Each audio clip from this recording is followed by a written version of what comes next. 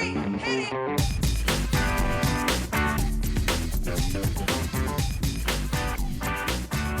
Good morning, good afternoon, good evening, and welcome to today's Caffeine for the Soul. And appropriately enough, today's episode is called Waking Up. And waking up is a fairly common metaphor in numerous spiritual traditions. And it is used because part of that metaphor is that life, as most of us know it, is a dream.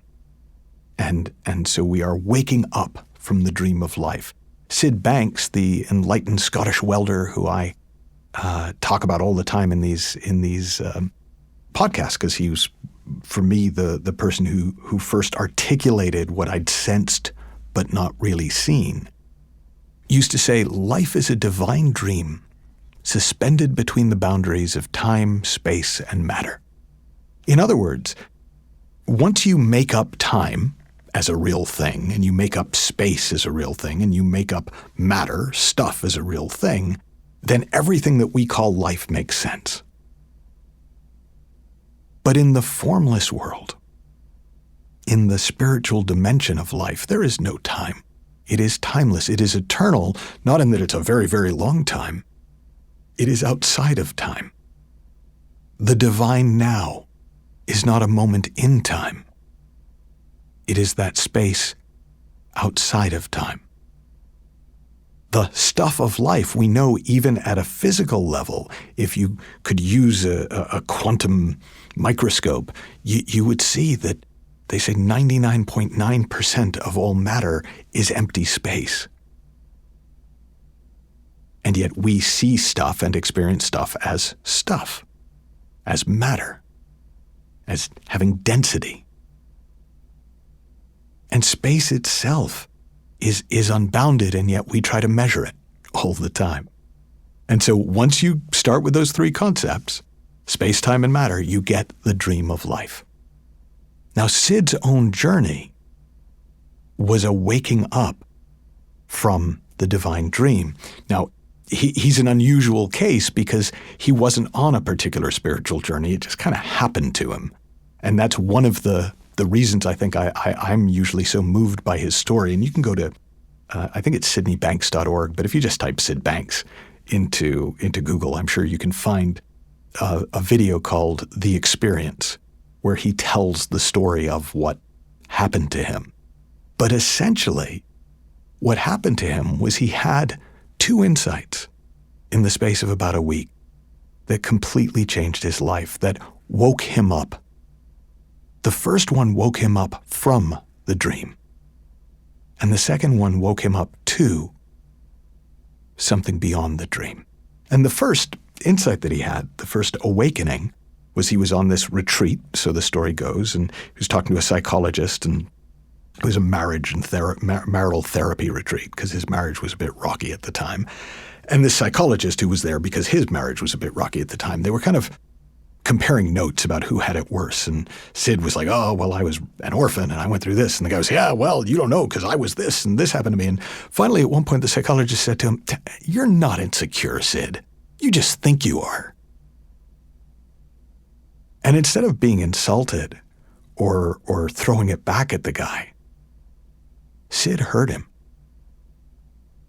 And he realized, oh my God, I'm not insecure. I just think I am.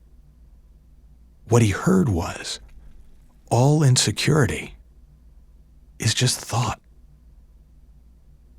And he said he didn't sleep for 3 days and 3 nights because his whole reality, the fabric of his reality, unraveled. He woke up from the dream of thought, from the idea of Sid Banks, insecure guy from Scotland. And then a few days later, after this first experience, he had a second one. He was with his wife and his mother-in-law. And because he'd sort of woken up from the dream of thought, he saw them talking, and he basically watched them like arguing about a dream.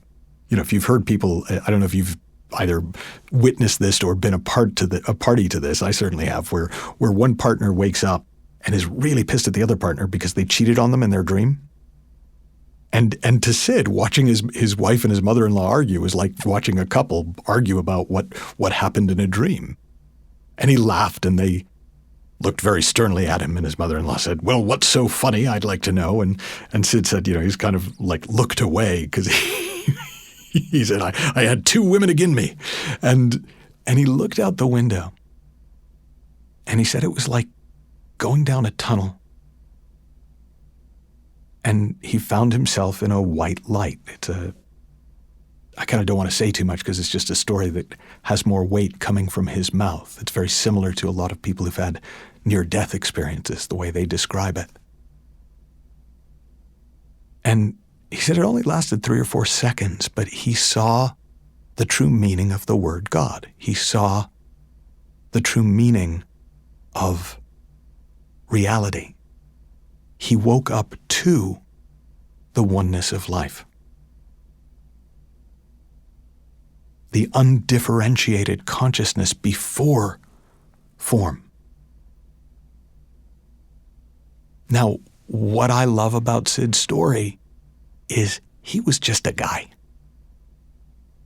And the people I know who knew him mostly bear that out. He was an ordinary man who had an extraordinary experience. And he was the first to say, look, if it can happen to me, any one of us can wake up from the dream of thought, at least from time to time. And any one of us can wake up to the oneness of life. In my work, I often talk about those two things in more psychological terms in some ways. So I'll say, look, there's only 2 things you need to know.